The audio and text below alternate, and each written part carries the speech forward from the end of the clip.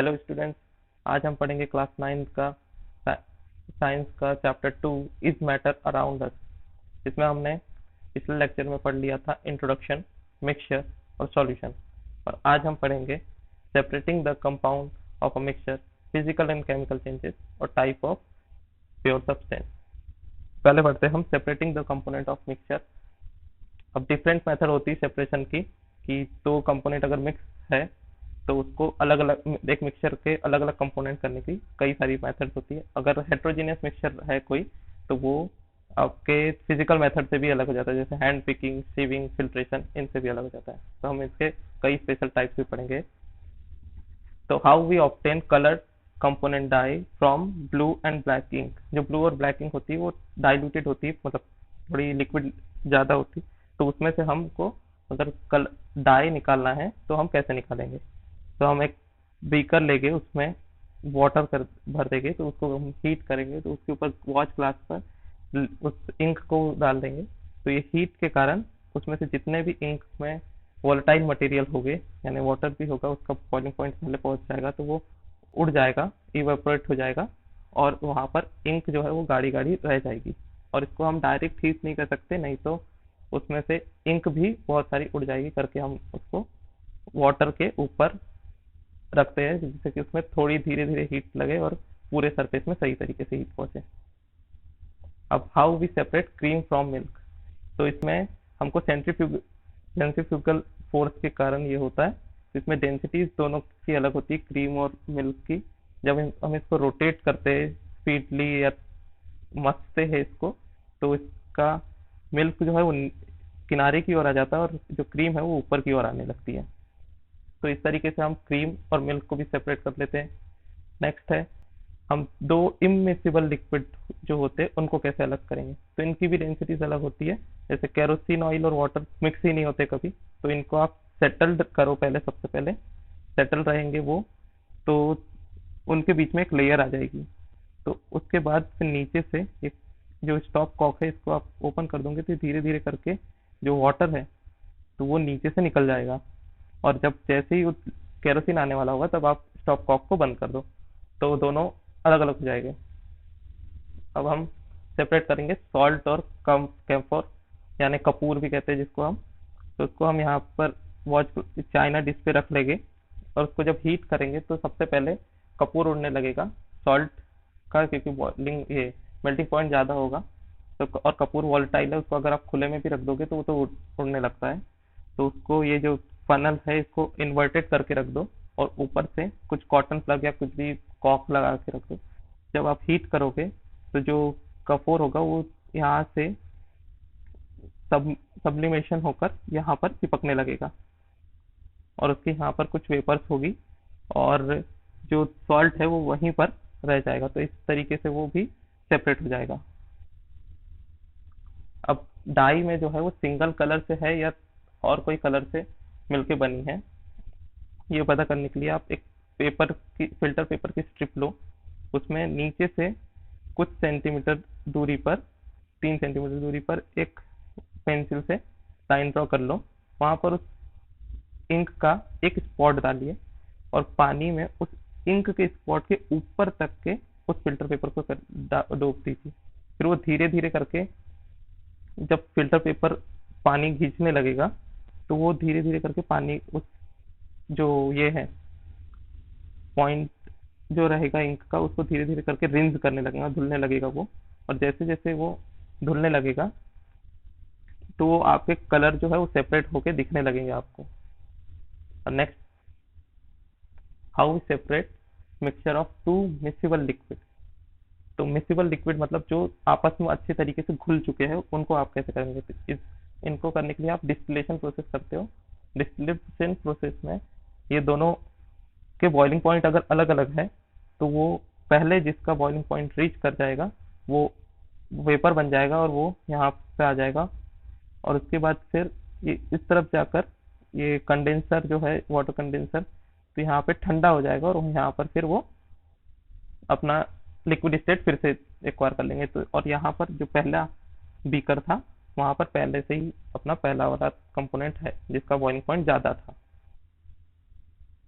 अब पढ़ते हैं हम कि हम कैसे डिफरेंट गैसेस को एयर से पता कर सकते हैं। तो एयर को हम डालेंगे अंडर प्रेशर और हॉट टेम्परेचर पर, उसको गर्म कर लेंगे और उसके बाद उसको कंडेंस कर लेंगे। तो जिससे कार्बन डाइऑक्साइड जो है वो ड्राई आइस के रूप में निकल जाएगी क्योंकि कंडेंस होने के कारण। और उस सेपरेटर से फिर यहाँ से वो एक्सपेंशन जेट से उसको फिर से और कंडेंस करके उसको लिक्विड ऑक्सीजन बन जाएगी वो। और जो लिक्विड ऑक्सीजन है उसको अगर हम धीरे धीरे टेम्परेचर राइज करें, जैसा हम डिस्टिलेशन में करा था, धीरे धीरे टेम्परेचर राइज करें, तो पहले ऑक्सीजन, फिर नाइट्रोजन, और ऐसे ही जो अदर गैसेस हैं वो अपने अपने बॉइलिंग पॉइंट पर वो धीरे धीरे करके सेपरेट होने लगेगी। तो इस तरीके से हम अलग अलग गैसेस एयर से भी निकाल सकते हैं। अब हम बात करते हैं copper sulphate from impure sample.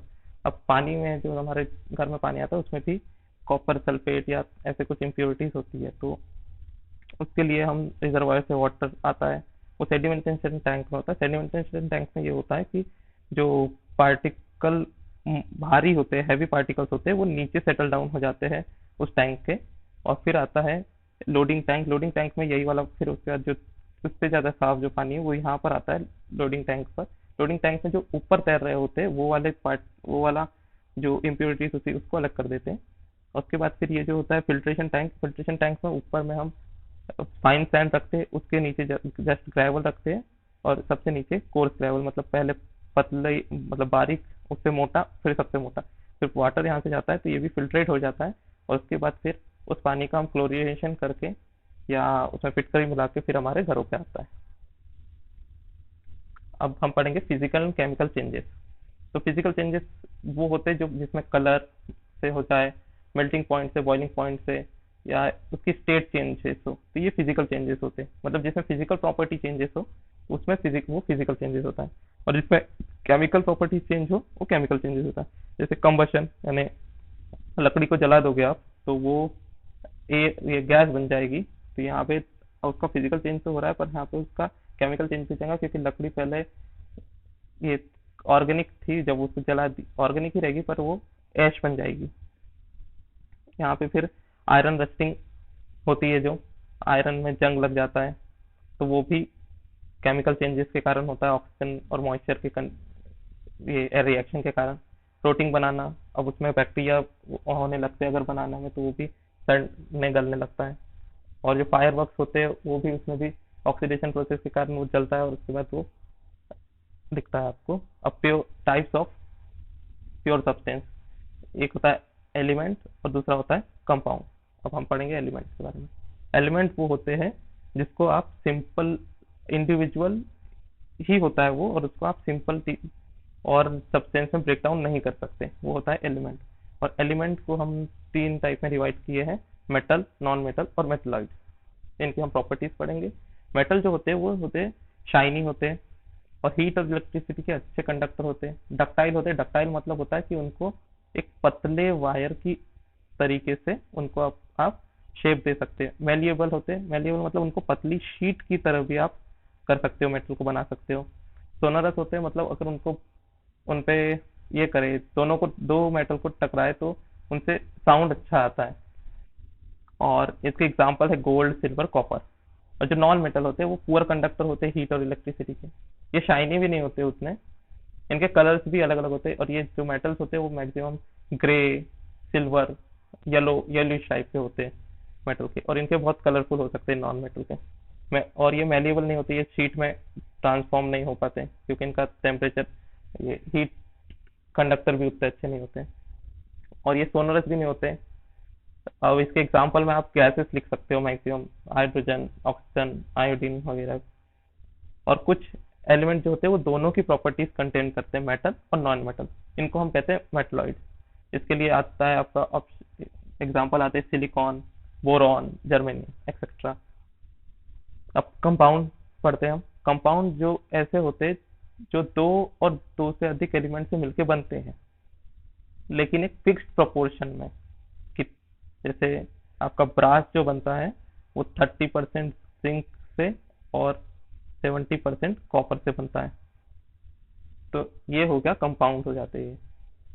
अब मिक्सचर, भी दो चीजों से बनता है, कंपाउंड भी दो चीजों से बनता है, तो इनके बीच में डिफरेंस क्या है? तो मिक्सचर जो होता है वो कोई नया कंपाउंड नहीं बनाता है, उसमें बस कुछ चीजें ऐड होती है, पर वो भी कोई फिक्स प्रोपोर्शन में नहीं होती है। पर कंपाउंड में फिक्स प्रोपोर्शन में चीजें ऐड होती है और वो एक न्यू कंपोनेंट बनाता है।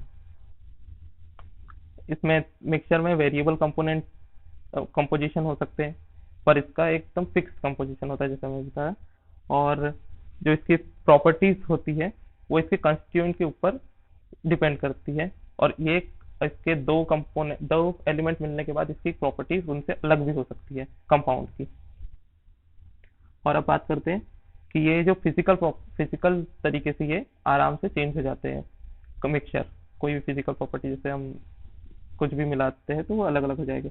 पर ये जो है ये केमिकल प्रोसेस से ही अलग होंगे कंपाउंड, जैसे Na+Cl है तो ये इलेक्ट्रोकेमिकल से ही अलग हो पाते हैं फिर Na+Cl। अब स्पेशल नोट्स में अब हम अभी की समरी कर लेते हैं। हमने पहले मैटर पढ़ा, मैटर में हमने पहले इम्प्योर प्योर सब्सटेंस और इम्प्योर सब्सटेंस पढ़े। प्योर में आ जाता है एलिमेंट और कंपाउंड, इम्प्योर में आ जाते हैं होमोजेनियस मिक्सचर्स, आ जाते हैं होमोजेनियस हेट्रोजेनियस। जो एलिमेंट होता है वो सिंपल पार्ट में डिवाइड नहीं होता है, कंपोनेंट कंपाउंड जो होते हैं वो फिक्स प्रोपोर्शन में होते हैं। होमोजेनियस होता है यूनिफॉर्म कंपोजिशन, मतलब जिसको अलग नहीं कर पाते, अच्छे से खुल जाता है। हेट्रोजीनियस मतलब होता है कि नॉन यूनिफॉर्म कंपोजिशन, जो कि अलग अलग हो जाते हैं, जैसे सैंड के साथ पानी मिला दो। तो तो thank you for watching video.